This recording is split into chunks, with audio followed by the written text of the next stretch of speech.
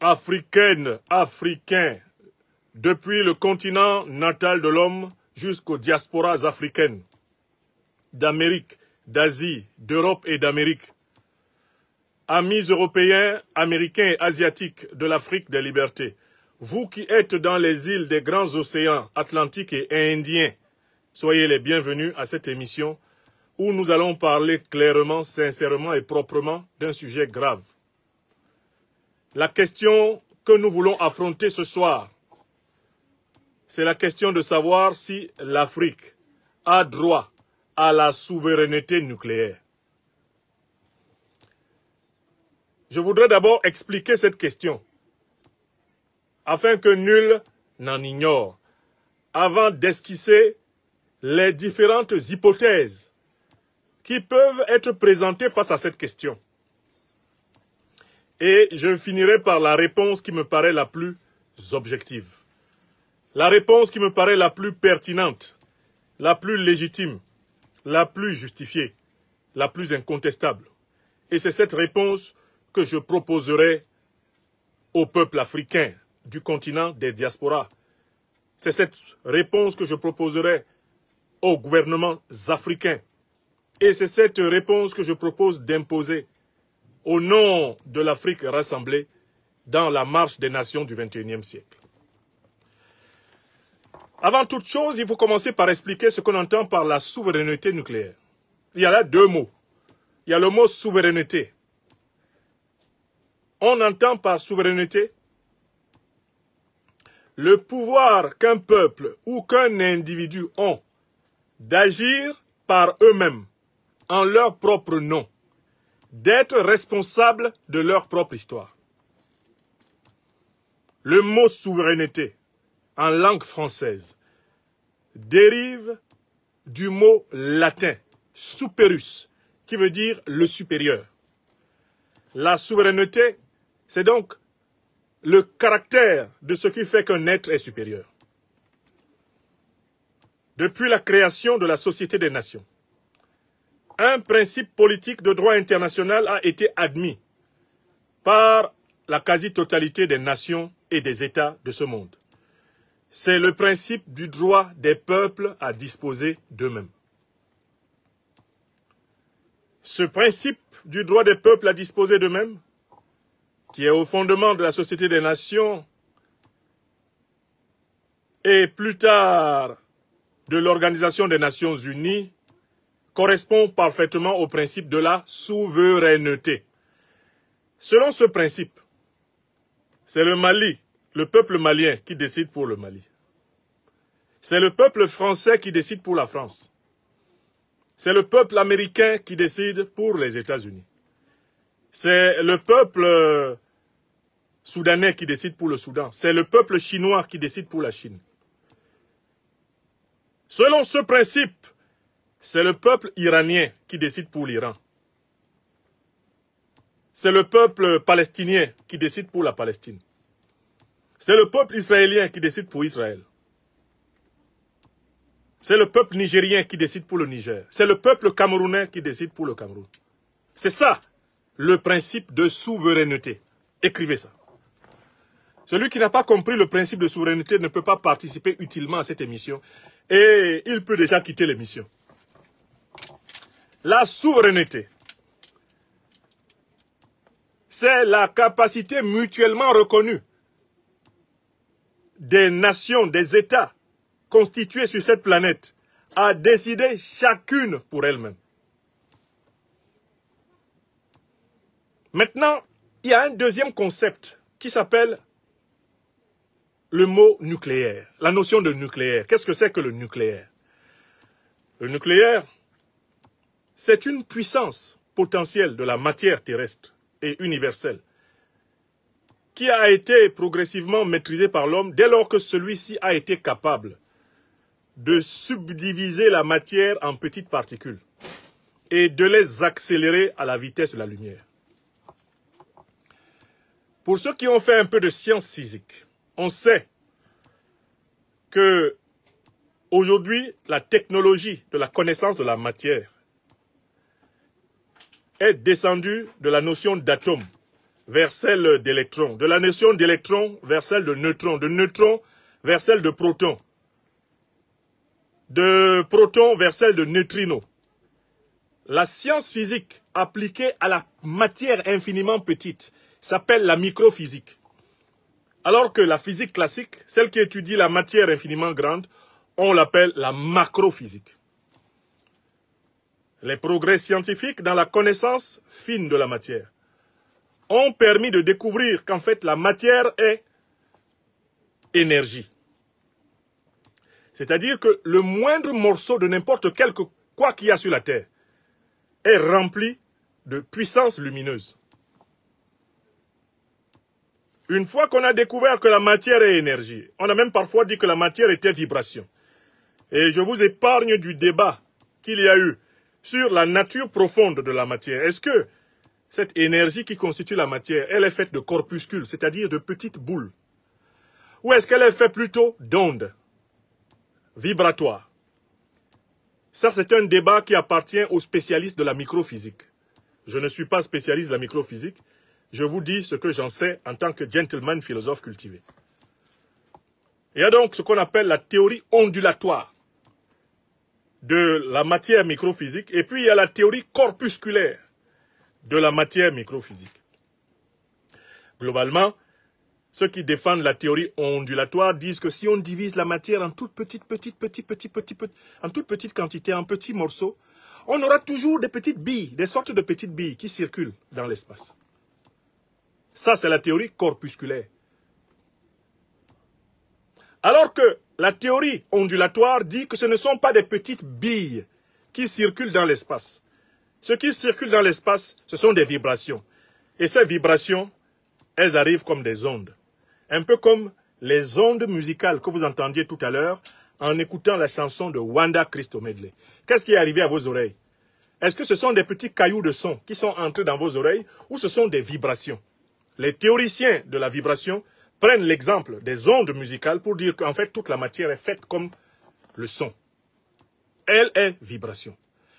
Et aujourd'hui, dans le débat entre les physiciens corpuscularistes et les physiciens ondulatoiristes, il y a une sorte d'accord pour dire que la description ondulatoire de la matière et la description corpusculaire de la matière sont complémentaires. En fait, on pourrait comparer la description ondulatoire de la matière et la description corpusculaire en prenant une image très simple. Quand vous êtes au bord de l'océan et qu'à un moment donné, il y a un bateau qui s'éloigne, celui qui est sur la terre et qui regarde, il voit le bateau. Celui qui est loin dans la mer ne voit pas encore le bateau. Mais quand le bateau s'éloigne suffisamment, celui qui est sur terre, il ne voit plus le bateau, alors que celui qui est dans la mer là-bas peut voir le bateau. L'œil de l'homme est habitué à voir des corpuscules. Pour que l'homme voie quelque chose, il faut que cette chose-là prenne une forme d'un corps qui puisse entrer dans son acuité visuelle. Donc la théorie corpusculaire est assez proche de la perception naturelle de l'homme. Mais si les hommes étaient par exemple des aigles, si les hommes étaient par exemple des chiens, si les hommes étaient par exemple des chauves-souris, ils ne verraient pas la même chose. Parce que ces animaux-là par exemple ont la capacité de percevoir de manière vibratoire. Une chauve-souris par exemple, un aigle, un certain nombre d'oiseaux comme les faucons, eux ils perçoivent les vibrations. C'est-à-dire que vous pouvez regarder le même lièvre en train de courir. Vous, l'humain, vous voyez une masse physique qui court, alors qu'un aigle ou un faucon, eux, ils voient une vibration. Et ils foncent sur la vibration. La vibration les renseigne plus vite que vous. Voilà pourquoi vous voyez par exemple que la nuit, les chiens qui ont une capacité de perception ultrasensorielle supérieure à celle de l'homme, peuvent déjà annoncer l'arrivée d'un intrus dans la cour. Alors avant que les hommes ne voient. Parce que les hommes sont, à cause de leur vue, qui s'est fortement matérialisée, les hommes sont plutôt corpusculaires. Alors que beaucoup d'animaux sont ondulatoires. Il y a des animaux qui perçoivent les présences, même les yeux fermés. Ils sentent que quelqu'un arrive à 300 mètres. Un chien, par exemple, est capable d'annoncer la présence de quelqu'un à 300 mètres. Lors du tsunami qui a frappé l'Asie du Sud-Est, on a observé un comportement étrange des éléphants. Les éléphants avaient perçu le tremblement de terre qui avait eu lieu sous la mer, avant les humains. Et les éléphants s'étaient mis à se barrer.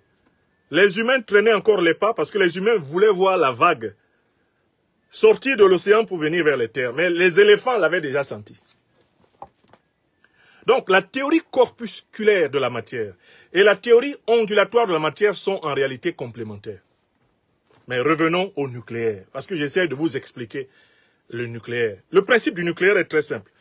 Les physiciens, là, ils ont découvert que, quelle que soit la portion de matière que vous prenez, si vous la faites courir dans des turbines, dans un circuit, à la vitesse à peu près de la lumière, si vous faites courir n'importe quelle particule à la vitesse de la lumière, et si en plus vous choquez deux particules, cela produit une énergie considérable. De telle façon que quand on branche des conducteurs, par exemple des fils de cuivre, dans les turbines qui produisent cette énergie, eh bien on obtient une propagation énorme de la lumière, un peu comme la lumière du soleil que nous obtenons. La lumière du soleil que nous obtenons, c'est une série d'explosions et de vibrations. Alors, on a donc créé le système de production de l'énergie nucléaire en imitant artificiellement le comportement du soleil. Parce que le soleil que vous voyez là, dans notre système, c'est la plus grande centrale nucléaire. Les hommes ont reproduit le comportement du soleil.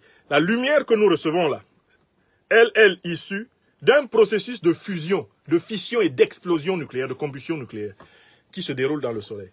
Donc les hommes ont reproduit ce mécanisme, non seulement de division, mais aussi de fusion et d'accélération des matières. Ils l'ont reproduit dans des usines particulières qu'on appelle les centrales nucléaires. Ce qui permet aux hommes, ainsi, de produire une plus grande quantité d'énergie que l'énergie qui est donnée directement par l'eau, qui est donnée directement par le soleil si lointain, par la lune, par l'air, par la terre, par les carburants, les hydrocarbures que l'on peut trouver dans la terre.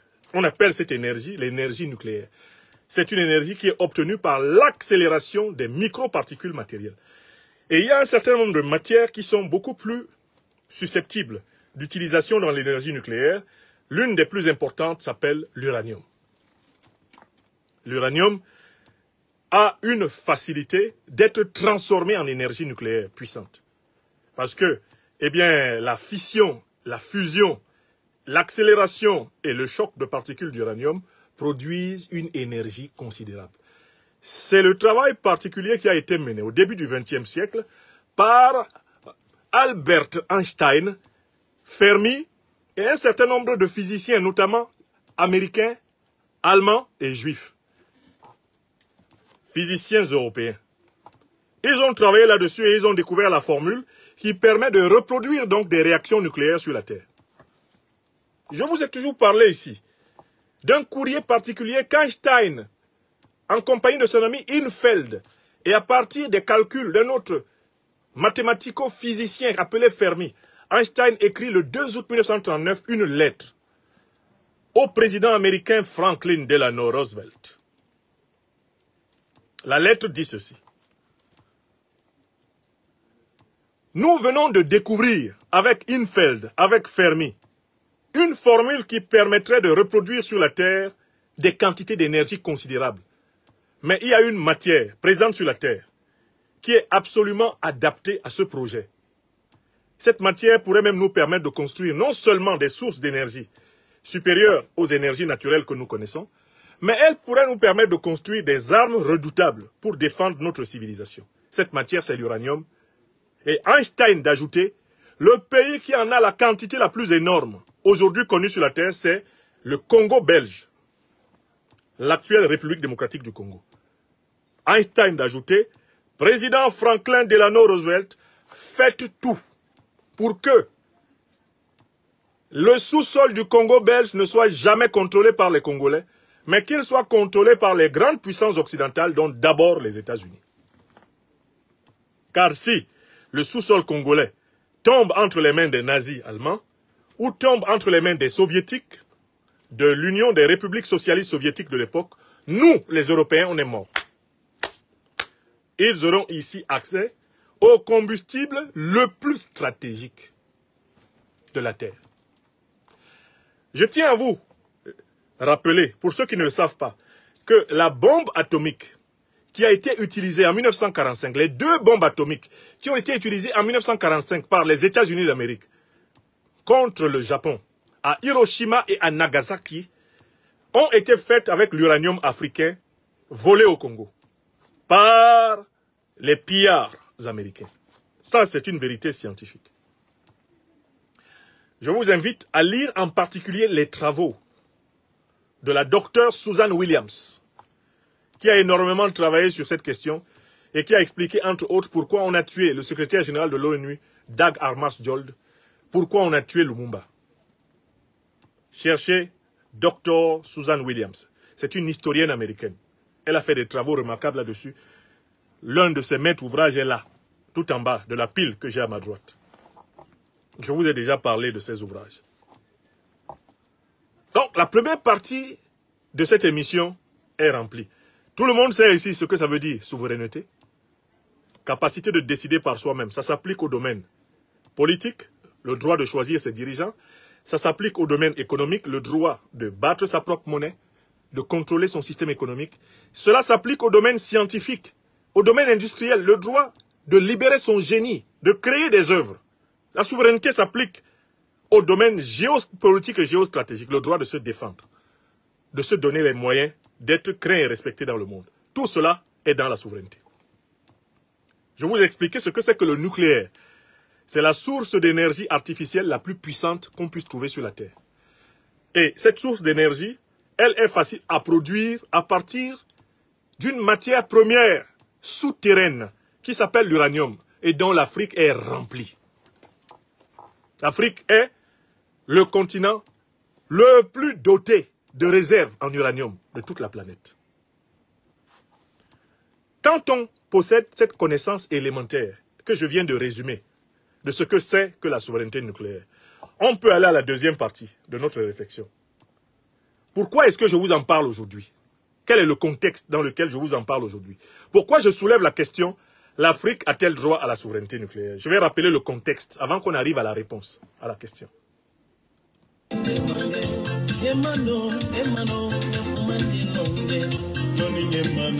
Qui n'a pas encore partagé cette émission? Seuls les ennemis de l'Afrique ne vont pas partager l'émission.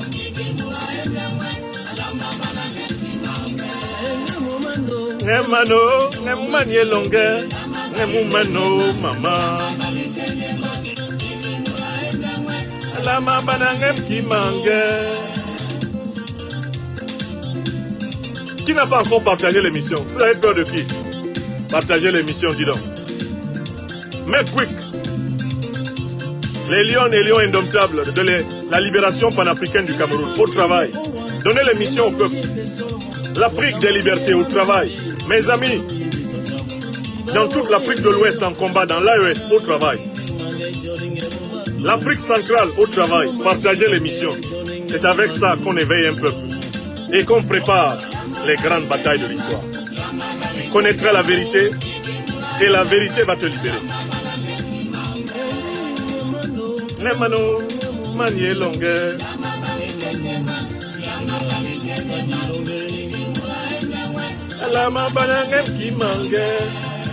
La deuxième question qui se pose dans cette émission est cruciale. Pourquoi aujourd'hui, 13 juin 2025, pourquoi diantre soulevais-je cette question? Je soulève cette question parce que je voudrais inviter les Africains et les Africaines de tous les continents à avoir le courage d'aborder toutes les questions. J'ai toujours mal au cœur de voir des Africains, des Africaines qui tremblent à l'idée de parler de la question nucléaire. Je soumets à toutes les Africaines et à tous les Africains la question suivante. Pourquoi avez-vous peur de parler sur votre page YouTube, sur votre page Facebook, sur votre page TikTok, sur votre page X? Pourquoi avez-vous peur de parler de la question nucléaire? Quand on ouvre la télé aujourd'hui, 13 juin 2025 en France, on va sur France 24, ils sont en train de parler du nucléaire. On va sur TV5 en France, ils sont en train de parler du nucléaire. On va sur LCI en France, ils sont en train de parler du nucléaire. On va sur CNews, ils sont en train de parler du nucléaire. On va sur RFI, ils sont en train de parler du nucléaire. On va sur Le Parisien, ils parlent du nucléaire. On va sur Libération, ils parlent du nucléaire. Faites le même tour, allez lire la presse africaine. On n'ose pas parler du nucléaire. Pourquoi? L'Afrique tout entière pisse dans ses frocs à l'idée de parler du nucléaire. Vous savez pourquoi on a peur de parler du nucléaire? On croit que si on en parle, on va énerver les puissances qui se sont autoproclamées propriétaires exclusifs. Un, du nucléaire, et de deux, des brevets d'utilisation du nucléaire. Et ce sont essentiellement les puissances de l'OTAN qui terrorisent la Terre tout entière sur ce sujet. Toi, Africain, qui regarde cette émission à cet instant, tu fais sans doute partie de ceux qui tremblent à l'idée d'en parler. Tu fais sans doute partie de ceux qui ont tremblé à l'idée d'en parler. Il fut un temps où celui qui vous parle n'avait pas rassemblé l'énergie nécessaire pour parler de cette question. Parce que c'était une question taboue. On nous suppliait littéralement, ne parle pas de ça. Eh, ouais, si tu parles de ça, tu ne vas même pas arriver à 30 ans. Moi, je parle de ça depuis mes 18 ans. Je suis arrivé à 53. Je suis plus vieux que Sankara. Je suis plus vieux que Oumiobe. Je suis plus vieux qu'Osende Afana. Je suis plus vieux que Lumumba à leur mort. Je suis plus vieux. Et beaucoup d'entre nous ici ont 53 ans et plus. Vous tremblez pourquoi? Il y a des gens qui disent qu'ils ont de grands opposants. Il y a des gens qui disent qu'ils sont les libérateurs des peuples africains. Il y a des gens qui prétendent incarner l'alternance. Ils ne sont pas capables de se tenir devant une caméra et de parler courageusement de la souveraineté nucléaire africaine. Je pose la question dans cette deuxième partie de ma réflexion. Africains, considérez-vous comme authentiques leaders africains, authentiques leaders d'opposition, des gens qui pissent dans leurs culottes, à la seule idée que le mot nucléaire sorte de leur bouche. Voulez-vous être dirigés par des lâches? Voulez-vous être dirigés par des fiottes? Voulez-vous être dirigés par des poltrons? Voulez-vous être dirigés par des gens qui flattent le colon, qui flattent les impérialistes, qui flattent les dictateurs? Ou voulez-vous être dirigés par des gens qui sont capables d'appeler un chat et non pas un animal qui miaule avec des mains griffues? Pourquoi les Africains, qui sont les propriétaires de la plus grande quantité de matière nucléaire, ont-ils peur de parler de ce qu'ils possèdent? L'Africaine et l'Africain de cette année 2025 marchent sur une terre remplie de matière nucléaire. Et c'est à lui qu'on a appris à fermer sa bouche. Pardon, je veux voir mes enfants grandir. C'est la théorie du « je veux voir mes enfants grandir » qui nous a amené l'invasion du Sahel par les terroristes de l'OTAN. C'est la théorie de « je veux voir mes enfants grandir » qui nous a amené la domination des pires dictatures.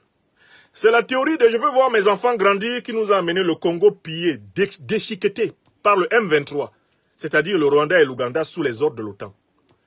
La théorie de « je veux voir mes enfants mourir, grandir » est en fait une théorie qui signifie l'inverse. Je veux voir mes enfants mourir. Je veux voir mes enfants être plus esclaves que moi. Celui qui ne peut pas parler de ce que l'Afrique a le droit d'évoquer, de ce que l'Afrique possède, celui qui ne peut pas assumer la réalité du potentiel africain, ne doit pas parler devant les Africains. Oui! Vous êtes là. Je saurai à la fin de l'émission combien vous étiez au total. Si vous faites l'effort de continuer à la partager. Commençons par nous débarrasser de la peur de parler de la question de la souveraineté nucléaire. Vous êtes d'accord avec moi? Dites-moi si vous êtes d'accord. Si vous avez peur d'en parler, pardon, partez. Ne dites pas que vous êtes venu avoir des problèmes à cause de Niamsi. Moi-même, j'ai déjà assez de problèmes comme ça. Je ne veux pas ajouter vos problèmes sur mes problèmes. Si vous êtes là, c'est que vous êtes d'accord avec moi qu'on doit en parler. On en parle ou pas? Répondez tous. Non, dites, nous les Africains, nous possédons la plus grande quantité d'uranium sur la Terre. Nous possédons le continent le plus gavé de matières premières. Est-ce que nous avons le droit de parler de souveraineté nucléaire? Est-ce qu'on doit trembler quand on en parle? Est-ce que nous, on doit trembler quand on en parle? Fotoro, on a le droit d'en parler ou pas? Dites, nous avons, écrivez la phrase, nous avons le droit de parler de la souveraineté nucléaire. Ouais, même parler.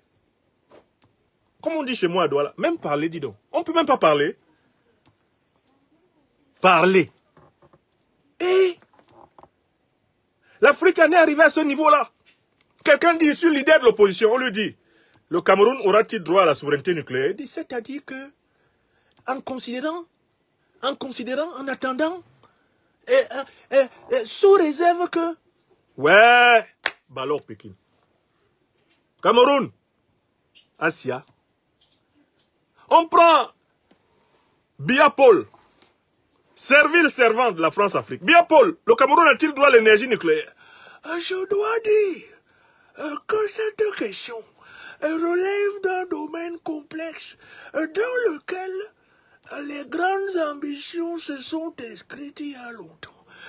Mais ce sont des questions qui doivent faire l'objet d'un examen approfondi. Ouais, bien. On t'a fait quoi? Ouattara Draman, est-ce qu'on peut parler de l'énergie nucléaire? Est-ce qu'on peut parler de la souveraineté nucléaire africaine? Mais, attention, hein. Alpha Condé, il ne faut pas parler de ça. Hein. On t'écoute jusqu'à Paris. Hein. Attention. Hein. Dès qu'on dit énergie nucléaire, voici Ouattara. Monsieur Trump. Il tremble parce que ses patrons à Paris vont se fâcher. Vous appelez ça président? Président. Un président pisseur de froc. Hein? Monsieur Oligui, venez là. Vous êtes le soi-disant nouveau président du Gabon. Alors, est-ce que le Gabon va développer l'énergie nucléaire? Non, c'est-à-dire que, d'un point de vue normal, c'est-à-dire que, d'abord, ici au Gabon, notre problème, c'est d'abord de finir de boire le moufakou. Et puis, bon, il y a des petits fonctionnaires qui volent. Moi, Oligui, je vais sévir contre eux. On va commencer petit, on va arriver. Oligui Nguema, tu es militaire.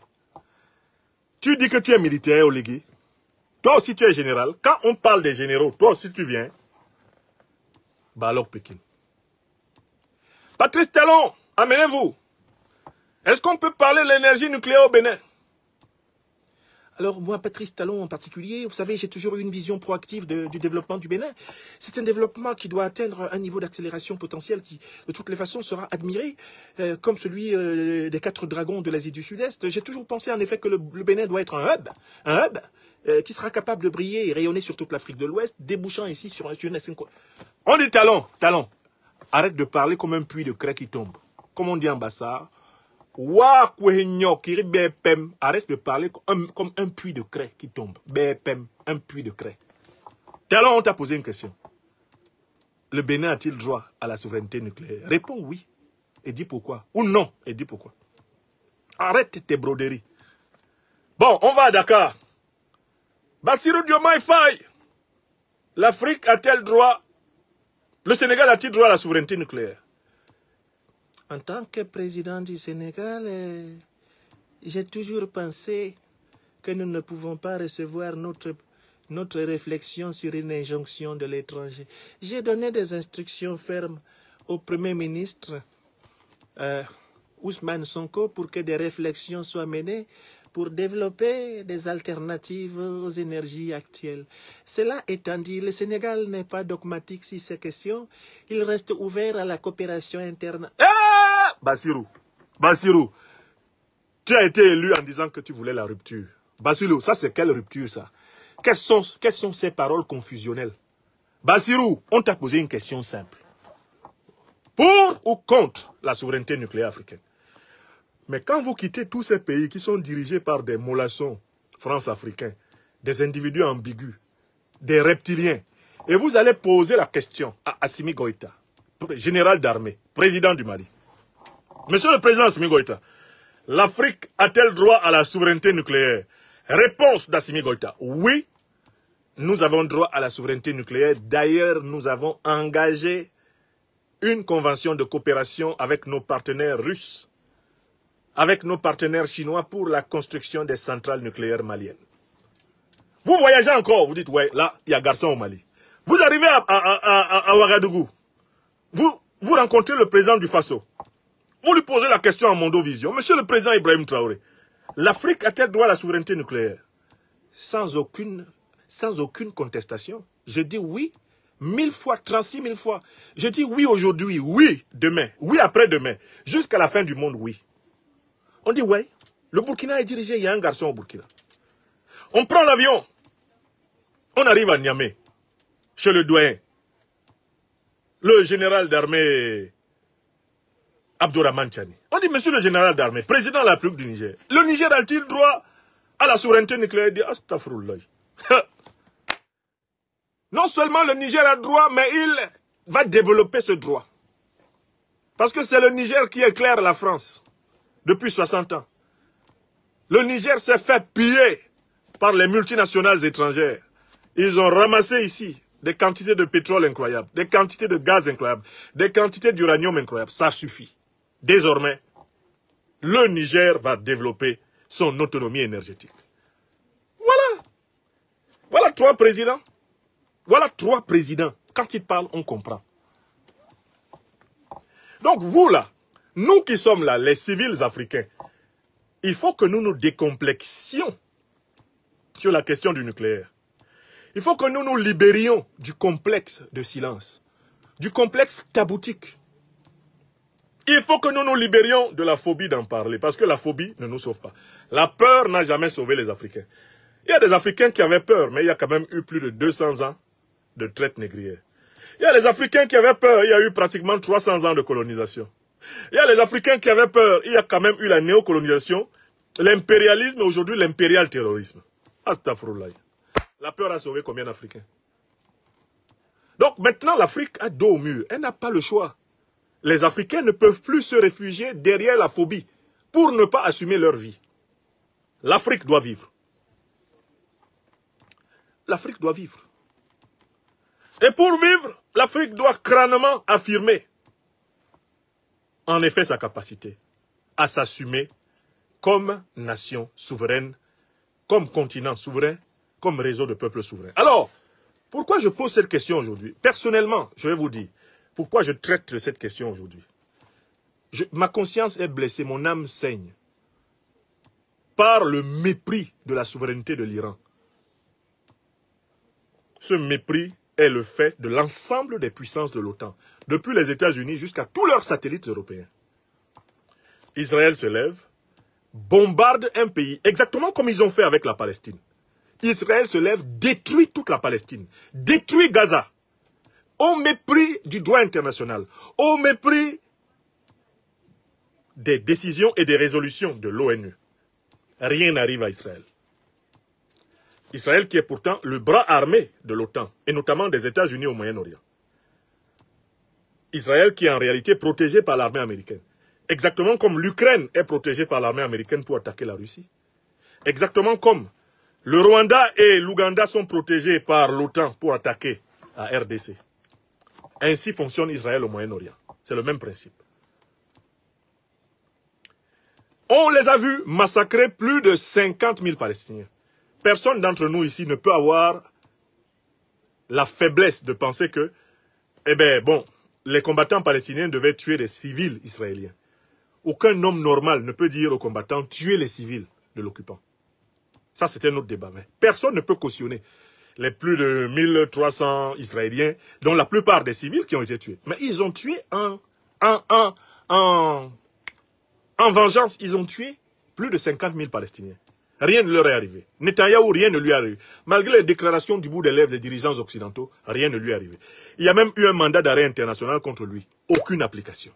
Il a même pu voyager jusqu'aux États-Unis. Maintenant, Israël se lève et bombarde l'Iran. Israël se lève et tue de nombreux dirigeants iraniens. Et le monde entier regarde. Et Donald Trump, président des États-Unis, était informé qu'Israël allait attaquer l'Iran. Il ne l'a pas empêché. Il a au contraire mis le dôme de fer de l'armée américaine au service de la protection d'Israël. Israël a attaqué l'Iran et vient de décimer la hiérarchie militaire iranienne. Ça se passe sous nos yeux. Et nous croyons que c'est un problème qui se déroule au Moyen-Orient. Moi, je suis choqué par le fait que beaucoup d'entre nous n'ont pas compris que ce qui est en train d'arriver à l'Iran est ce qui se prépare contre nous en Afrique. Si moi, Nyamsi Wa Cameroun, j'en parle aujourd'hui, c'est pour dire aux Africains, le traitement qui est réservé à l'Iran est celui qu'on prépare pour l'Afrique. En commençant par l'AES. Je recommence une deuxième fois. Si moi je parle de ce sujet aujourd'hui, C'est parce que le traitement qui est réservé par la coalition de l'OTAN, parce que c'est l'OTAN qui attaque l'Iran, ce n'est pas Israël. Israël, c'est le bras armé de l'OTAN. Le traitement qui est réservé à l'Iran est exactement le traitement qui est prévu contre l'Afrique, et en particulier maintenant contre l'AES. Ça, je vais démontrer dans la troisième partie. D'accord? Moi, donc, ce qui me choque, c'est l'espèce de silence, d'omerta, de lâcheté internationale qui règne. Devant l'attaque violente, l'attaque délibérée au mépris du droit international, au mépris de toutes les règles, l'attaque délibérée de l'État d'Israël, soutenue par Donald Trump, les États-Unis, contre l'Iran. Parce que le motif de cette attaque, il faut qu'on en parle. Israël attaque l'Iran parce que l'Iran serait en train de développer la maîtrise de l'arme nucléaire. Et donc, si c'est normal qu'Israël attaque l'Iran parce que l'Iran développe la maîtrise de l'arme nucléaire, cela va créer donc une jurisprudence internationale, à savoir qu'une puissance, au motif qu'elle soupçonne une autre de développer l'arme nucléaire pour la combattre, a le droit de détruire une autre. Bref, en fait, cela crée une jurisprudence qui consiste à dire que tous les peuples n'ont pas le droit à disposer de la souveraineté nucléaire. Et c'est cette jurisprudence que nous, les Africains, qui sommes présents sur la Terre, nous ne devons pas accepter. Toi qui es là, tu ne dois pas accepter cela. Alors, pourquoi tu ne dois pas accepter cela? Si tu acceptes cela pour l'Iran, tu acceptes cela pour l'Afrique. Avec des conséquences terribles pour nous aujourd'hui et pour tous nos enfants et nos petits-enfants dans les années à venir. D'abord, ce qui moi m'a choqué, je suis toujours dans la deuxième partie de ma réflexion, c'est la prétention que les dirigeants occidentaux ont de s'accaparer la distribution de l'autorisation à explorer l'énergie nucléaire. C'est une prétention qui est insupportable à plus de 3/4 de la planète. Et il faut qu'on le dise en face aux dirigeants occidentaux. Qu'on le dise en face aux peuples occidentaux. Et il faut que nous soyons nombreux à le dire pour que ce soit une évidence partagée. Parce que si c'est moi seul qui le dis, si c'est un tel seul qui le dit, nous sommes faciles à écraser. Vous êtes ici des milliers de personnes sur les réseaux sociaux. Disons ensemble, calmement et clairement, l'Occident n'a pas le monopole de la souveraineté nucléaire. Nous, ressortissants de tous les coins du monde, nous récusons le monopole de la souveraineté nucléaire que l'Occident s'est octroyé. Jamais les peuples du monde n'ont donné le droit aux puissances occidentales de dicter l'ordre de l'exploitation de l'énergie nucléaire sur la Terre. Vous comprenez? Et l'émission aujourd'hui a pour but de contester cela. Elle a pour but de vous dire, contestons cela. C'est une contestation qui est la base de tout. Si nous ne pouvons pas contester cela, nous sommes en train de fabriquer des enfants esclaves. Une Afrique d'esclaves. Un monde d'esclaves. Et en fait, notre vie aura été inutile aux générations futures. Nous devons nous tenir et dire, le monopole de l'énergie nucléaire n'a été réservé par la nature, ni par Dieu, à aucun peuple exclusif de la Terre. Le peuple occidental ne peut pas dicter au monde entier l'usage qui doit être fait de l'énergie nucléaire. Voilà pourquoi nous protestons solennellement contre l'agression israélienne, qui est en fait une agression occidentale contre l'Iran. Parce que nous savons que cette agression n'est rien d'autre que, à l'image de l'agression de l'Occident contre la Libye, une préparation à des agressions de même nature contre l'Afrique. Et Amewa, Aïe Amewa, Ojoua, Ninorme Longueur, Wasengi Boam, est-ce que vous comprenez ce que je dis là? Est-ce que ce que je dis là est clair pour tout le monde? Nous, on voit ce qui vient là-bas. Nous voyons que la menace qu'on fait peser sur l'Iran n'est rien d'autre que la menace qu'on fait déjà peser sur l'Afrique. Si nous laissons attaquer l'Iran gratuitement, nous nous laisserons attaquer gratuitement. Si, pissant dans nos frocs, comme beaucoup de nos dirigeants néocolonisés, valets de l'Occident, nous ne nous levons pas pour dire l'Occident n'a pas le droit exclusif de partager des brevets d'exploitation du nucléaire sur la Terre. Moi, citoyen africain, citoyen français d'adoption, je dis non à ce privilège exclusif, discriminatoire, injuste, injustifiable. Si vous n'êtes pas capable de le dire, sachez que vous êtes en train de participer à la construction d'un monde d'esclaves pour nos enfants. Et là, je viens de finir la deuxième partie de mon propos. Je voulais vous expliquer pourquoi je traite de ce sujet. Je traite de ce sujet pour nous libérer tous de la peur. Je traite de ce sujet pour que chacun d'entre nous soit capable de parler de la question nucléaire calmement et d'aller dormir en paix. Plus nous serons des millions à en parler calmement, plus nous dormirons en paix. Ils ne pourront pas fermer la parole, fermer la bouche à des millions de personnes. Si nous sommes une minorité, nous serons aisés à écraser. Si nous sommes des millions, et aujourd'hui, grâce aux réseaux sociaux, nous pouvons être spontanément des millions. Alors parlons. Ne nous alignons pas devant les chefs d'État vassaux de l'Occident, qui n'osent pas affronter la question. Ne nous alignons pas derrière les faux opposants politiques, qui sont en fait à la recherche de l'adoubement de l'Occident pour diriger leur pays. Ne nous alignons pas derrière eux. Alignons-nous derrière la grande tradition du panafricanisme révolutionnaire, la tradition de la lutte pour la souveraineté sécuritaire, la souveraineté économique, la souveraineté politique, la souveraineté culturelle et spirituelle de l'Afrique. Est-ce que vous comprenez? Voilà le chemin que nous devons tracer pour nos enfants, nos arrière-petits-enfants, le chemin de l'Afrique, l'Afrique éternelle.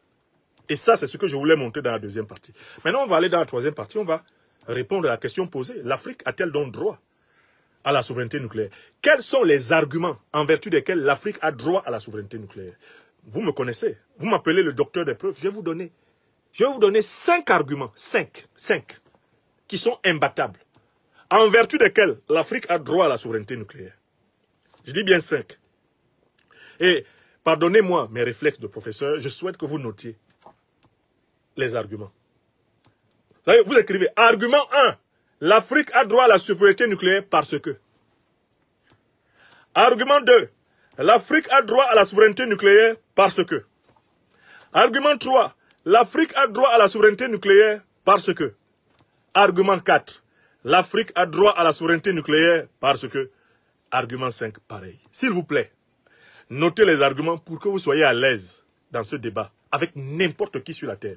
Même si vous rencontrez quelqu'un dans la Lune, si vous voyagez sur la Lune, quelqu'un vous pose la question, vous avez au moins 5 arguments sûrs. Vous avez compris? Ok. Donc on va passer à cette troisième partie.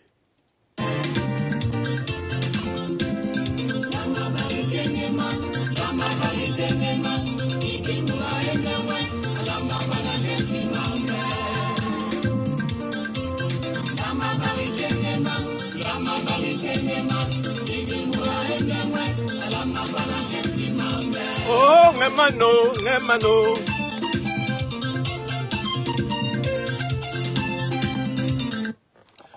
Troisième et dernière partie de cette émission. Je soutiens la thèse suivante. L'Afrique a droit à la souveraineté nucléaire. C'est cette thèse qui est défendue par les leaders et les peuples de l'AES. Et cette thèse est majoritaire parmi les peuples africains. Si on fait un sondage, les Africains vont répondre oui, on a droit. Mais il ne suffit pas de dire oui, on a droit. Il faut être capable de dire pourquoi. Premier argument. L'Afrique a droit à la souveraineté nucléaire. Parce que l'Afrique dispose de richesses naturelles qui lui ont été accordées par Dieu Tout-Puissant ou la nature, lui permettant de développer cette souveraineté. On va appeler ça, le premier argument, on va appeler ça l'argument cosmique. Le cosmos a donné à l'Afrique les moyens de la souveraineté nucléaire. Elle a les matières premières nucléaires et puis elle a les cerveaux capables de penser le nucléaire. Donc l'Afrique a les moyens élémentaires de développer la souveraineté nucléaire. Ce qui a été donné aux Africains par la nature et par Dieu ne peut leur être enlevé par personne. Donc écrivez cela, on va appeler ça l'argument cosmologique. Nous y avons droit parce que la nature, avec N majuscule, qu'on appelle encore Dieu, nous a donné de quoi le faire. Mais vous ne pouvez pas me donner la bouche et m'empêcher de manger. Pour comprendre ce premier principe, est-ce qu'un animal peut avoir la bouche? Un être vivant peut avoir une bouche et puis on lui dit qu'il ne doit pas manger. À quoi sert la bouche? Attendez, la nature nous a créés avec une bouche. Elle nous a créés avec un tube digestif, un système digestif. Tout ça, c'est pour faire quoi? C'est pour manger. On peut appliquer cette métaphore à l'Afrique. Lorsque la nature a produit les continents, elle a produit l'Afrique remplie de matières premières nucléaires. C'est pour qu'on fasse quoi avec ça? C'est pourquoi on utilise. Donc il y a là une cosmologie. Le cosmos a donné aux Africains. Écrivez ça. Tilana Yomi. Ambassa Bantou. Tilana. Écrivez. Argument cosmologique. La nature ou Dieu Tout-Puissant. Pour moi, les deux mots sont synonymes. Dès lors que vous écrivez nature avec N majuscule, a mis à la disposition des Africains la matière première nucléaire. Ils ont le droit d'utiliser. Deuxième argument. J'ai dit que j'en avais 5. Pourquoi l'Afrique a droit à la souveraineté nucléaire? Deuxième argument. Les Africains détiennent de très longue date une civilisation capable de développer et d'exploiter les différentes formes d'énergie. Quand Maître James a dit cela, en se basant sur des enquêtes sur les civilisations africaines anciennes, on s'est mis à se moquer de lui parce qu'on a tenté de développer, à l'occasion de la traite négrière, de la colonisation, de la néocolonisation, la thèse selon laquelle l'Afrique serait une terre sans histoire, une terre sans civilisation, une terre sans culture. Notre deuxième argument, on va l'appeler l'argument épistémologique. L'Afrique possède les cerveaux scientifiques nécessaires pour développer l'énergie nucléaire. Elle ne les possède pas seulement en 2025, elle les a possédés pendant plus de 3500 ans. L'Afrique est la civilisation qui a formé la civilisation occidentale. Les grands maîtres de la civilisation gréco-romaine sont les élèves des Africains. Tout ce qu'on appelle les grands acteurs du miracle grec, Thalès, Pythagore, Platon, sont les élèves des Africains. Ce sont des témoignages qu'on trouve dans les ouvrages des historiens occidentaux eux-mêmes, comme par exemple Hérodote. Ce sont des témoignages qu'on trouve dans les ouvrages des grands maîtres de la science occidentale eux-mêmes. Platon explique qu'il a été l'élève des Égyptiens. Même le fondateur du monothéisme juif, qu'on appelle Moïse, est reconnu dans les textes sacrés, à la fois juifs et chrétiens, comme ayant été un prince formé par les Africains. Le monothéisme est né en Afrique. Donc, non, TikTok étant suspendu depuis quelques jours, mon cher Bala Moussa Samake, nous utilisons une chaîne TikTok qui s'appelle Nyamsi Wa Cameroun. Et je l'ai publié sur Facebook pour vous dire, si vous voulez m'écouter sur TikTok, allez sur Nyamsi Wa Cameroun. Actuellement, il y a près de 500, au moins 500 personnes qui sont en direct sur Nyamsi Wa Cameroun. Je pense que c'est plus de 3000, 4000 personnes qui sont en direct sur Nyamsi Wa Cameroun TikTok. Parce que Afrique des Libertés Talk a été suspendu pour 7 jours parce que j'y ai publié une vidéo d'un historien français qui expliquait comment l'armée française a massacré des centaines de milliers de Camerounais entre 1948 et 1971. On a présenté cela comme un discours de haine, alors qu'il s'agissait simplement d'une remémoration scientifique de l'histoire. Donc attention, je suis sur TikTok actuellement. Si vous cherchez Nyamsi Wa Cameroun TikTok, vous allez me voir en direct. Vous êtes nombreux, j'ai reçu déjà 24 000 likes sur cette émission TikTok. Et vous êtes plus de 500 rassemblés. Si vous faites Nyamsi Wa Cameroun en un seul mot, vous me trouvez. Cameroun, K-A-M-E-R-U-N. Bon, allez. Je reviens sur ma démonstration. J'ai donné 2 arguments ou pas? Rassurez-moi, il y a 2 arguments ou pas déjà? Premier argument, cosmologique. On a tout ce qu'il faut pour le faire sur notre terre. Deuxième argument, l'argument épistémologique. L'épistémologie, c'est la réflexion sur la science. Les Africains possèdent les cerveaux nécessaires. Il y a eu des périodes de baisse du régime épistémologique de l'Afrique. Sous l'effet de la traite, de la colonisation, la néocolonisation et des dictatures, nous avons eu des crises de matière grise. Mais aujourd'hui, l'Afrique a le nombre nécessaire de savants, d'ingénieurs atomiques pour développer l'énergie nucléaire. Nous possédons la science, nous possédons la matière grise pour le faire. Quelques-uns des Africains les plus brillants sont d'ailleurs au cœur des laboratoires de recherche américains, européens, asiatiques qu'ils ont contribué à développer. Je vous donne l'exemple du docteur, professeur Modibo Diarra du Mali, qui est l'auteur du lancement de la première navette, du premier satellite de la NASA sur la planète Mars. Celui qui a organisé la marcissage, Cheikh Modibo Diarra. C'est un Africain. Nous avons un très grand nombre d'ingénieurs et de docteurs en physique nucléaire. Donc nous avons largement de quoi créer à travers l'Afrique des pôles et des hubs pour industrialiser le nucléaire. Ça, c'est l'argument numéro 2. L'argument épistémologique. Merci, Jod Moukani. Tu suis les choses. Parce que c'est comme ça qu'on enseigne bien après. Quand on écoute bien, après on peut enseigner. On passe au troisième argument. Nous allons passer à un argument que j'appelle l'argument économique. L'argument économique. Il consiste à dire que si l'Afrique pouvait exploiter son potentiel nucléaire, ceci permettrait à l'Afrique d'accélérer son développement industriel. Donc c'est dans l'intérêt de l'Afrique, non seulement de développer plusieurs sources d'énergie, comme on appelle les énergies renouvelables, la biomasse, l'énergie éolienne, l'énergie solaire, mais l'Afrique a intérêt à développer l'énergie nucléaire pour rattraper son retard. Car toutes les économies africaines sont en retard, principalement parce que nous avons une énergie qui est extrêmement chère. D'un point de vue économique, il n'y aura pas de développement, d'industrialisation authentique de l'Afrique sans une baisse drastique du prix de l'énergie.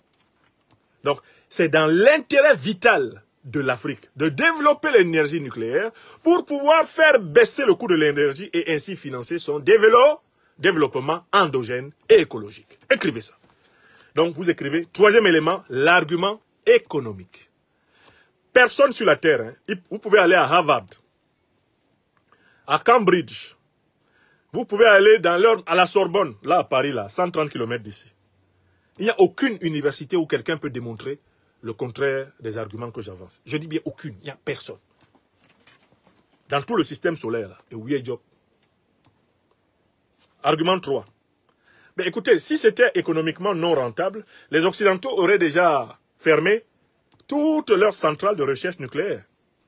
Il n'y aurait pas un comité, un grand comité de l'énergie atomique européenne.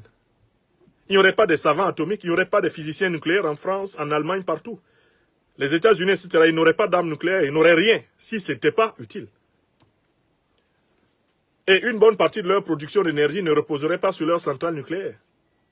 D'accord?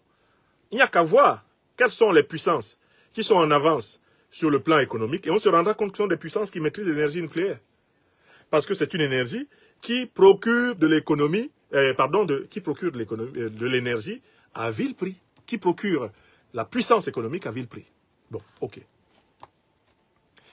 Imaginez que à Douala, à Niamey, à Abidjan, à Dakar, à Bangui et dans les campagnes, l'énergie baisse de 80%. Si vous payez, mettons, je ne sais pas, 6 000 francs CFA, ou je ne sais pas, 2 500 francs CFA le kilowattheure, imaginez que le kilowattheure passe à 150 francs CFA, ou qu'il passe à 50 francs CFA. Est-ce que vous imaginez le gain que vous faites? Et comment vous pouvez produire plus facilement? Donc, la baisse du coût de l'énergie est une condition du développement économique. Voilà pourquoi on a intérêt à développer cette énergie. Maintenant, je passe au quatrième argument. Avant-dernier argument. On va appeler cet argument l'argument sécuritaire. L'argument sécuritaire. Selon l'argument sécuritaire, les pays qui développent l'énergie nucléaire et qui peuvent se doter d'un système de défense nucléaire ne sont plus attaquables par les grands prédateurs de la planète. Je recommence l'argument sécuritaire. La maîtrise de l'énergie nucléaire jusqu'au nucléaire militaire est une condition de la non-attaquabilité sur le plan géostratégique et géopolitique. Si les États-Unis n'ont pas encore attaqué la Corée du Nord, c'est parce qu'ils savent que des missiles nucléaires nord-coréens peuvent les frapper. Si les États-Unis ne veulent pas attaquer frontalement la Russie, c'est parce qu'ils savent que les missiles nucléaires russes peuvent les frapper. C'est ce qu'on appelle la dissuasion nucléaire. Et quand on écoute par exemple les officiels français parler de l'arme nucléaire, ils disent qu'en France, l'arme nucléaire est une arme de dissuasion. C'est une arme qui a pour but d'empêcher qui que ce soit d'attaquer délibérément la France. Mais l'Afrique a été, sur les 1000 dernières années, plus attaquée que la France. Donc l'Afrique a plus intérêt à se protéger, à développer le nucléaire civil et le nucléaire militaire. Parce que l'Afrique est en fait, de mon point de vue, le continent le plus attaqué de l'histoire. Et on sait pourquoi l'Afrique est le continent le plus attaqué de l'histoire. C'est parce que c'est le continent le plus riche. en matière première stratégique. Ce qui fait notre bonheur est paradoxalement ce qui fait notre malheur. C'est à l'arbre chargé de fruits que l'on jette des pierres. C'est à l'Afrique, continent le plus riche de la planète Terre, qu'on réserve les attaques les plus sévères. Tilana Yomi. Écrivez ça. N'ayez pas peur. Et enseignez ça aux enfants. L'argument 5, c'est l'argument sécuritaire, géostratégique, géopolitique. L'arme nucléaire est une arme de dissuasion. Si Kadhafi avait l'arme nucléaire, on ne l'aurait pas attaqué. Si la République démocratique du Congo avait l'arme nucléaire, le Rwanda ne se serait pas amusé à l'attaquer. Vous avez compris? Parce que le Rwanda saurait qu'un seul bon missile parti de la République démocratique du Congo, Abana, vous n'existez plus. Vous avez compris? Quand un pays arrive à la détention de l'arme nucléaire, il sait qu'il arrive dans une zone d'immunité géopolitique et géostratégique extrêmement importante. Parce que c'est une arme de dissuasion. C'est une arme qui dit que, me voilà. Wa chercha, wa trouva, wa supporta.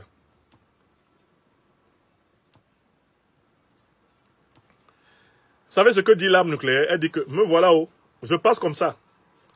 Tu m'as cherché, tu vas me trouver. Si tu me trouves, tu vas me supporter.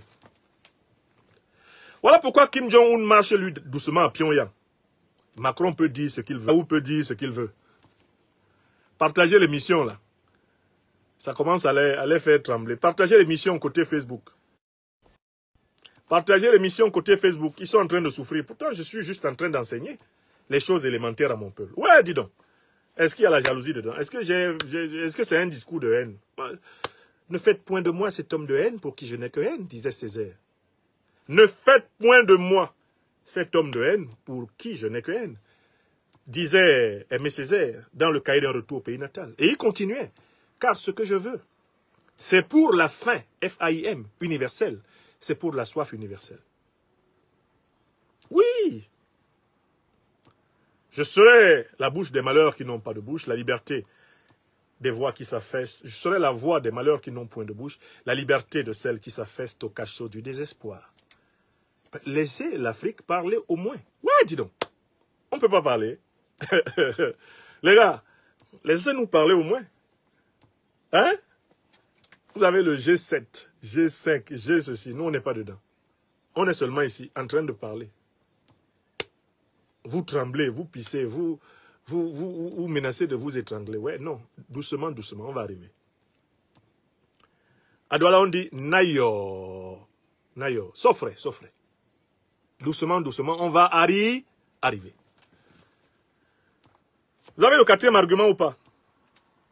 J'ai donné le quatrième argument. L'argument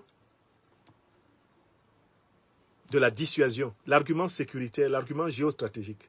L'Afrique a droit à cela. Elle a subi la traite négrière. Elle a subi les colonisations. Elle a subi les néocolonisations. Elle a subi des centaines de coups d'État téléguidés depuis les puissances occidentales. Elle a subi des guerres civiles organisées par les puissances occidentales. Elle subit aujourd'hui l'invasion terroriste organisée par les puissances de l'OTAN. Vous pensez qu'on aurait fait ça à l'Afrique si on savait que l'Afrique est une puissance nucléaire? Pourquoi les djihadistes ne vont pas s'amuser en Corée du Nord? Pourquoi ils ne vont pas s'amuser en Chine? Pourquoi ils ne vont pas s'amuser en Russie? Les soi-disant djihadistes, qui ne sont rien d'autre que les mercenaires de l'OTAN. Pourquoi ils ne vont pas s'amuser là-bas? Ils savent que là-bas, là...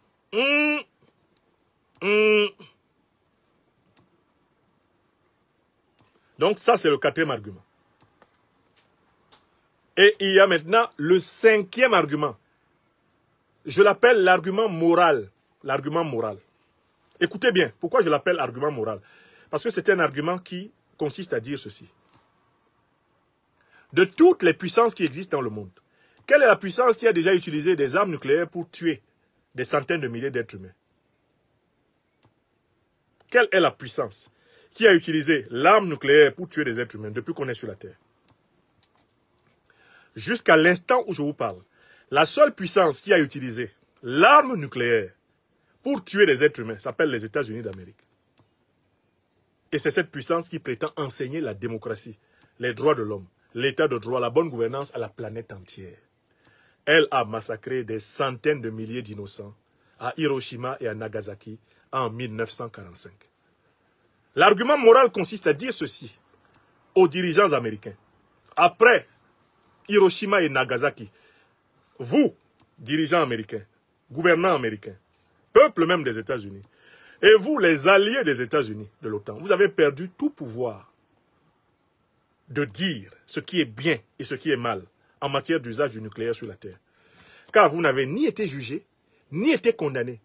Vous n'avez payé aucune réparation pour les crimes de guerre, les crimes contre l'humanité, les crimes contre la dignité de la personne humaine que vous avez commis en utilisant les armes nucléaires au Japon.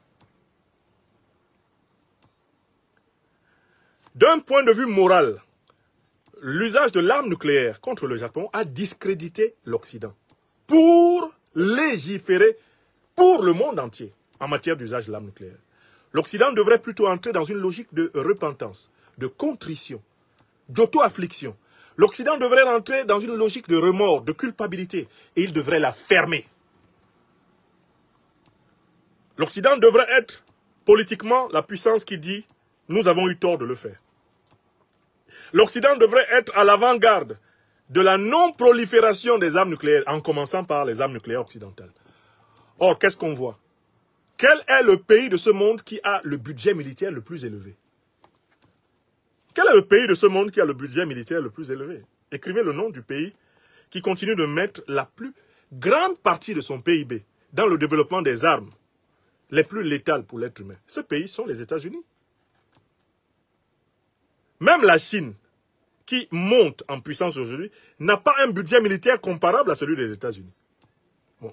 Comment les États-Unis d'Amérique, qui ont utilisé l'arme atomique pour tuer des innocents au Japon, à Hiroshima et à Nagasaki, et qui dirigent la coalition de l'OTAN, peuvent-ils se faire professeurs et, en quelque sorte, imposer leurs quatre volontés en matière d'usage du nucléaire sur la Terre?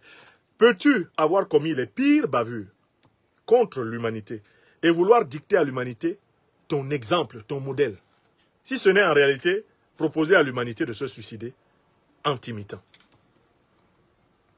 Alors, j'en viens à la conclusion de mon propos. Que faut-il en conclure? J'ai démontré, je vous ai donné 5 arguments. Argument cosmologique, vous avez noté. Argument épistémologique, l'épistémologie, la connaissance scientifique. Argument économique, vous avez noté. Argument sécuritaire, géostratégique, géotactique, vous avez noté. Et enfin, argument moral. Moralement, l'Occident ne peut pas parler de nucléaire devant les êtres humains. Parce que l'Occident est celui qui a le plus usé et abusé de la violence. Attendez, il y a quelqu'un qui le sait. Monsieur Sarkozy, qu'est-ce que vous avez à nous dire sur ce point-là? Pourquoi ne disent pas que je suis le seul à avoir parlé? Je vais vous dire une chose. Oui, allez-y. L'Europe, oui, de tous les continents du monde, oui, Sarkozy, est le continent le plus brutal, ouais, où il y a eu les guerres les plus sauvages. Très bien. C'est pas l'Afrique, c'est pas l'Asie. Merci. C'est l'Europe. Voilà. Et je vais vous dire autre chose. Voilà. C'est pas au Moyen-Âge, Voilà. c'est au XXe siècle. Très bien. C'est en Europe. Non, Sarkozy, c'est bon. Parce que vous-même, vous êtes un barbare. Et vous avez répandu la sauvagerie. C'est vous qui avez ravagé la Libye avec Obama et Clinton.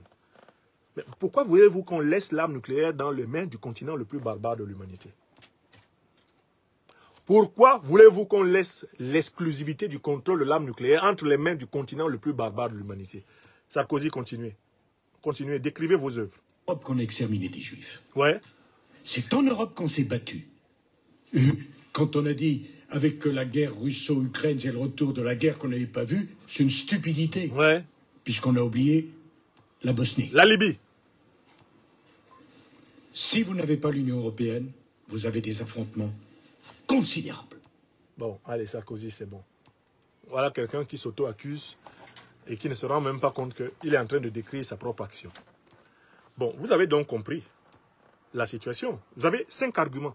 Ceux qui ont suivi cette conférence possèdent 5 arguments leur permettant de répondre à qui que ce soit viendrait à leur dire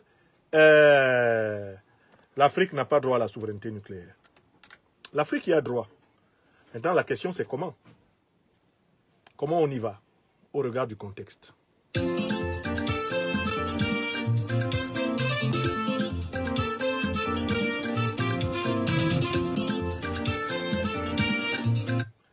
Écoutez, la question maintenant, pour conclure, c'est comment on va vers cette souveraineté nucléaire. Je tiens à vous faire observer que lorsque la Corée du Nord a senti que l'Occident la menaçait de punition parce qu'elle avait développé l'arme nucléaire, la Corée du Nord a passé une alliance de défense avec la Fédération de Russie. J'espère que vous savez qu'il existe une alliance de défense entre la Corée du Nord et la Chine et entre la Corée du Nord et la Fédération de Russie. Selon les termes de cette alliance de défense, si une puissance étrangère attaque la Corée du Nord, c'est exactement comme si elle avait attaqué la Russie. Vous avez compris?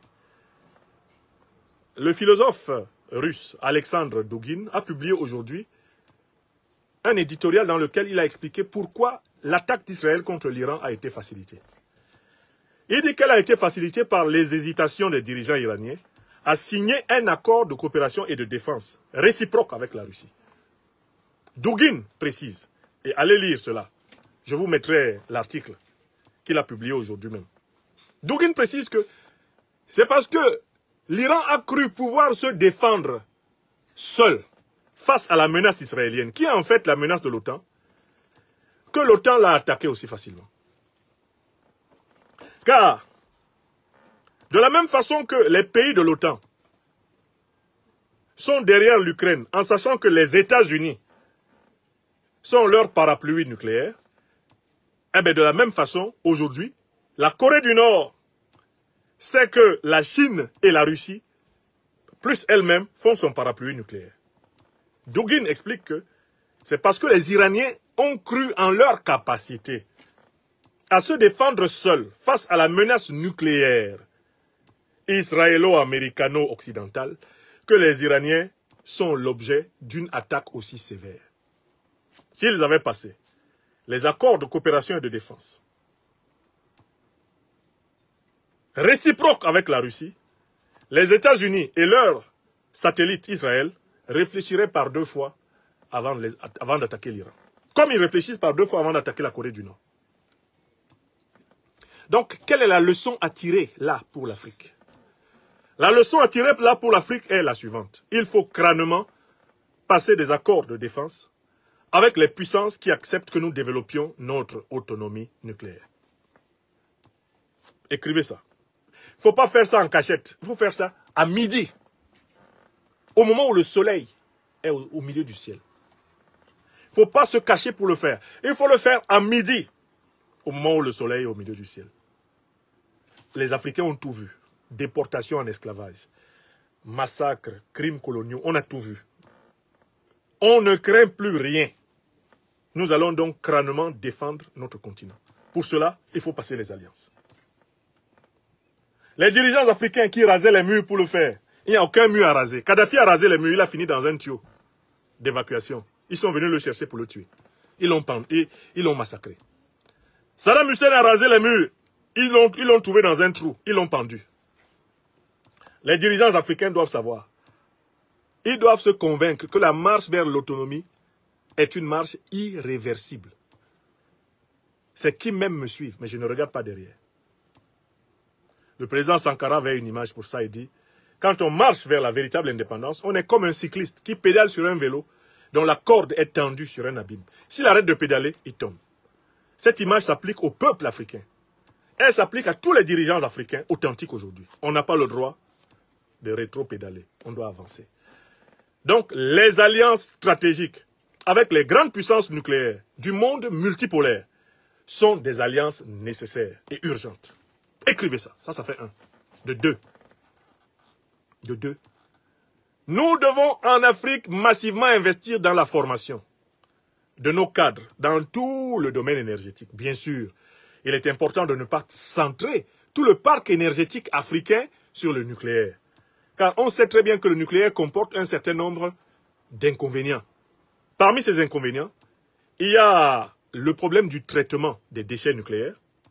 Parmi ces inconvénients, il y a le risque élevé de catastrophes humaines en cas d'accident nucléaire ou même d'attaque nucléaire de l'ennemi. D'accord? Deuxième conséquence. Et puis, troisième conséquence, il y a aussi les problèmes liés à l'exposition du personnel des centrales nucléaires à des maladies typiques liées aux radiations nucléaires. Donc, on ne peut pas généraliser.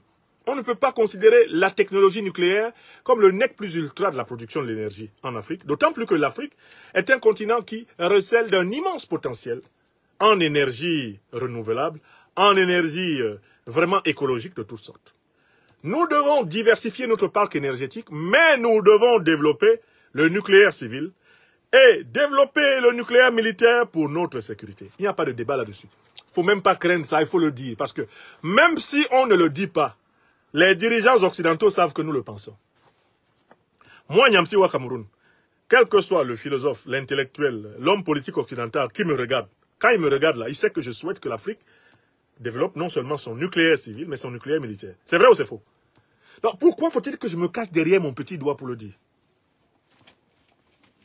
Pourquoi voulez-vous que je me cache derrière mon petit doigt pour le dire? Si je ne le dis pas, on sait que je le pense. Donc je le dis, parce que je le pense. Un grand philosophe de la France a dit « Cogito ergo sum ». Moi je dis « Logo ergo sum ». Je parle, donc je suis. Je dis ce que je pense. Logo. Non, cogito ergo logo. Logo ergo sum. Voilà. C'est cela le travail d'un intellectuel politique. Et c'est ce qu'on attend de nos dirigeants politiques. Qu'ils aient une parole axiale qui nous montre le chemin. Donc, bien sûr, les dirigeants peuvent choisir de parler poliment du nucléaire civil pour ne pas énerver les diplomates occidentaux chargés de les surveiller. Mais ne pensez pas que les diplomates occidentaux croient. Parce que s'ils sont derrière l'Iran aujourd'hui, après que l'Iran leur ait dit notre nucléaire est inoffensif, notre nucléaire civil, c'est parce qu'ils n'ont jamais cru. Mais ils n'ont jamais cru pourquoi? Parce qu'eux-mêmes ont développé le nucléaire, pas seulement civil, mais aussi militaire. Ils ont toujours concomitamment développé les deux nucléaires. Toutes les puissances européennes ont développé de manière concomitante le nucléaire civil et le nucléaire militaire. Et il n'y a pas de puissance qui puisse développer le nucléaire civil sans le nucléaire militaire. Une puissance qui vous dit qu'elle peut le faire, elle ment. Parce que les deux maîtrises technologiques évoluent en quelque sorte en complémentarité. Le nucléaire d'usage civil et le nucléaire d'usage militaire sont frères. Ce sont les deux faces de la même chose. Un peu comme la théorie ondulatoire et la théorie corpusculaire de la lumière dont je vous ai parlé au début de cette émission. C'est une description de la même réalité de deux points de vue. Le nucléaire civil et le nucléaire militaire, c'est comme utiliser le couteau pour découper la viande et préparer la sauce et utiliser le couteau pour étriper un ennemi. Parce que c'est le même couteau nucléaire là qui est utilisé. Ce couteau peut réparer, ce couteau peut tuer. Le même couteau. C'est le même principe qui est utilisé. Vous avez compris? Donc nous, qui sommes les intellectuels politiques, nous qui sommes la société civile africaine, on doit prendre de l'avance. Nos dirigeants vont nous rejoindre là-dessus. On doit le dire. On doit le dire crânement. Manger notre riz sauce graine et aller dormir. Plus on sera des millions à le dire, plus cela vaudra. Donc, alliance géostratégique urgente. Développement concomitant des deux vocations de cette énergie pour développer l'Afrique. En vertu des 5 arguments de la deuxième partie de cette conférence. Et cela fait, je crois, exactement 1 heure et 20 minutes, bientôt 21 minutes que je vous ai entretenu. Je suis heureux d'avoir atteint, de mon point de vue, l'objectif de cette prise de parole. Je voudrais ici dire mon soutien à tous les peuples du Sud global qui sont intimidés, persécutés, menacés, traumatisés, traqués par les puissances impérialistes et néocolonialistes occidentales et leurs alliés. Je voudrais dire ici mon soutien au monde multipolaire qui résiste à la confiscation de la souveraineté nucléaire par une minorité démographique, une minorité politique d'États occidentaux avec leurs proxies. Nous disons non à la confiscation de la souveraineté nucléaire planétaire par l'oligarchie politique occidentale. Nous disons non. Et ce non n'est pas un discours de haine. Il s'agit d'un discours de vérité et de justice. Puisse cette conférence être utilisée dans toutes les universités, dans tous les lycées, dans tous les collèges d'Afrique, où on a besoin de former les jeunes générations à la normalité, à la légitimité, à la nécessité, que dis-je, à l'urgence de la souveraineté nucléaire africaine. J'ai exactement dit tout ce que je pensais dans cette conférence et que le Tout-Puissant en soit béni, que nos ancêtres angélisés en soient bénis, que les leaders intrépides de l'Alliance des États du Sahel, qui sont à l'avant-garde de la reconquête de la souveraineté nucléaire africaine, soient bénis avec les peuples qui les soutiennent. Que les Africaines et les Africains du monde entier, que nos amis européens et américains qui aiment la vérité soient bénis. La première chose, abonnez-vous à cette page, cliquez sur le bouton s'abonner qui s'affiche juste en bas. Et la deuxième chose, cliquez sur la cloche de notification pour ne rater aucune des vidéos que je publie ici très régulièrement. Retrouvez KDV Africa sur YouTube, Facebook, TikTok.